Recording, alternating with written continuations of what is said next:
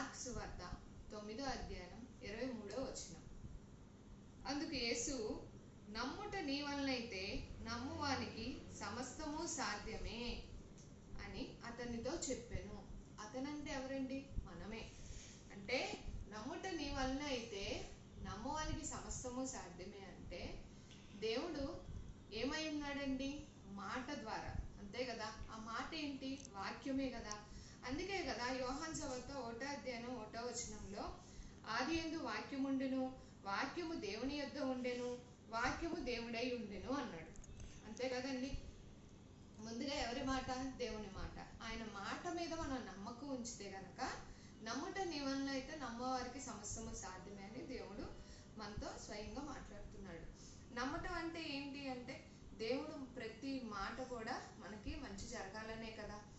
ఇప్పుడు మనుషులమే భూలోకానుసారంగా ముందుకు వెళ్తున్నామంటే, మరి ముఖ్యంగా ఒక ఒక వేగా వెళ్తున్నామంటే దేని మీద చెప్పండి? నమ్మకం. అవునండి. భూలోకానుసారంగా నడుచుకోవాలంటే మనిషికి మనిషికి మధ్య నమ్మకం లేకపోతే ఎలా వెళ్తాం? వెళ్ళలేం కదా. భార్యాభర్తలు నమ్మకంగా కుటుంబాన్ని పోషించుకోవడం, నడిపించుకోవడం, బిజినెస్ కానీ, వ్యాపారస్తులు కానీ, ఉద్యోగస్తులే కానీ, ఏది అమ్మాలన్నా, కొనాలన్నా, ఏది చేయాలన్నా ఒక నమ్మకమే కదా. ఆ నమ్మకం లేనిదే ఎలా చేస్తాము? మరి అలాంటప్పుడు నమ్మకుండా ఎలా ఉంటాము అని చెప్పి అనుకుంటారు కదా.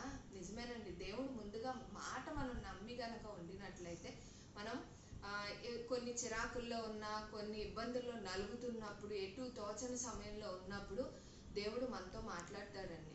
అందుకే ఆ మాట మనం నమ్మినట్లయితే మనకు విజయాన్ని ఇస్తాను అంటున్నాడు. ఇప్పుడు మనం ఎటువంటి పరిస్థితుల్లో ఉన్నా సరే మందిరంకి వెళ్తాము, లేదంటే ప్రార్థన చేసుకుంటాము, దేవుడు మాట్లాడతాడు కదా. అప్పుడు మనకి ఎలా ఉంటుంది? భలే ధైర్యం వస్తుంది. అంటే ఎలా అంటే మందిరంకి వెళ్ళి కూర్చున్నప్పుడు మనం ఎటువంటి పరిస్థితుల్లో గుండా వెళ్ళి కూర్చున్నప్పటికి కూడా పాట ద్వారానో మెసేజ్ ద్వారా దైవం నోటి మాట మాట అంటే ఏది? దేవుని వాక్యమే కదా. ఇలాగే నమ్ముట నీ వల్ల అయితే నమ్మవారికి సమస్తము సాధ్యమే అంటే అవును, నేను నమ్ముతున్నా దేవుని మాట నమ్ముతున్నాను, నాకు సహాయం చేస్తాడు, నాకు విజయాన్ని ఇస్తాడు అని కనుక మనం ఆ పరిస్థితుల గుండా ఎటువంటి చిరాకుల్లో ఉన్నా సరే ఆ వాక్యాన్ని కనుక మనం నమ్మి విశ్వసించినట్లయితే మనకు సహాయం చేస్తాడు. మనుషులమే ఏదో ఒక రకంగా నమ్మకం లేకుండా ఎలా ముందుకు వెళ్తున్నాము అని కదా. అవునండి, ఏదో ఒక నమ్మకం మీదే కదా ముందుకు వెళ్తున్నాం. 3 ఎగ్జాంపుల్స్ ఎలా అంటారా? Auto, bus, super market. ఇదేంటి అనుకుంటున్నారా? అవునండి, బస్సు అతను మనం ఎక్కగానే టికెట్ అంటారు, టికెట్ తీసుకుంటాం, కూర్చుంటాం, మన ప్లేస్ రాగానే దిగిపోతాం, అదొక నమ్మకం. ఆటో అతను అనుకోండి, ఇక్కడ నుంచి పలానా చోటుకు వెళ్ళాలంటే ఒక అమౌంట్ మాట్లాడుకుంటాము, ఒక నమ్మకంతో ఎక్కి కూర్చుంటాము, తను దించుతాడు, దించాక మనం డబ్బులు ఇస్తాం. చూసారు, ఇక్కడో నమ్మకం. బస్సు ఎక్కితేనేమో టికెట్ అని ముందుగా, ఆటో ఎక్కితే ఒక నమ్మకంగా దిగాక డబ్బులు ఇవ్వటం. అంటే ఆటో అతనికి ఆ వ్యక్తి మీద నమ్మకం ఉండబట్టే కదా. బస్సు అతనికి కూడా నమ్మకం ఉంది, కానీ వాళ్ళు వెళ్ళే వే ఆఫ్ని బట్టి అక్కడ టికెట్ అలా తీసుకుంటే ఇక్కడ డబ్బులు ఈ రకంగా తీసుకుంటున్నారు. ఇంకా మనం బయటికి వెళ్ళినప్పుడు బట్టలు కొన్నా, గ్రోసరీ కొన్నా, ఏం కొంటున్నప్పటికి కూడా మనం షాపింగ్ మాల్లో ఈ రోజుల్లో అనుకోండి భలే అసలు అంటే చక్కగా ఒక ట్రాలీనో ఒక బాస్కెట్ చక్కగా తీసుకోవడం, మనకు కావాల్సినవి అన్నీ చూసేసుకొని టంగ్ చక్కగా బాస్కెట్లు వేసుకోవడం, ట్రాలీలు వేసుకోవడం, వచ్చేసి బిల్ కౌంటర్ దగ్గర నుంచుంటాం.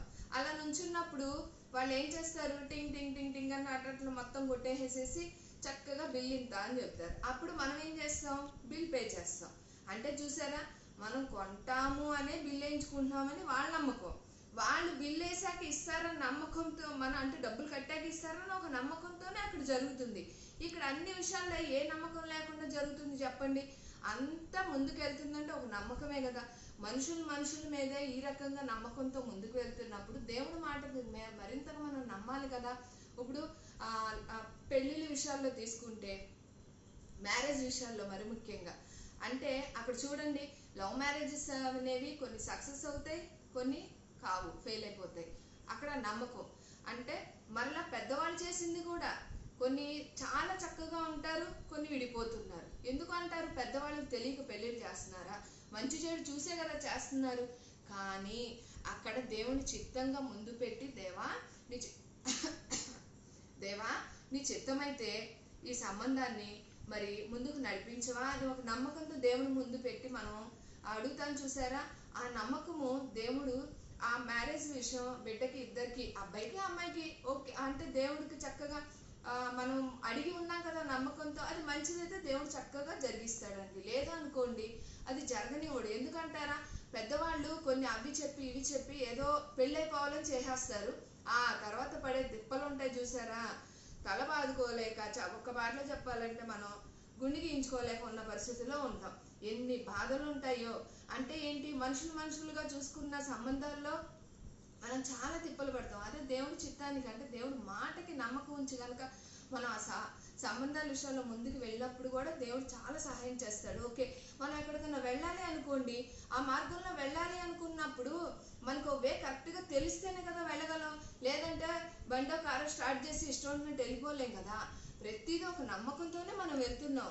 ఆ విధంగా దేవుడు ఒక నమ్మకం ద్వారా మనం దేవుడు మాట మీద నమ్మకం వస్తే ప్రతిదీ మనకి విజయాన్ని ఇవ్వాలి అని ఆశపడుతున్నాడు. అందుకే నమ్ముట నీ వల్ల అయితే నమ్మవారికి సమస్తము సాధ్యమైన దేవుని మాటని మనం గనక నమ్మినట్లయితే ప్రతి విషయంలో దేవుడు మనకి విజయం దయచేయును గాక. ఆమేన్. Thank you.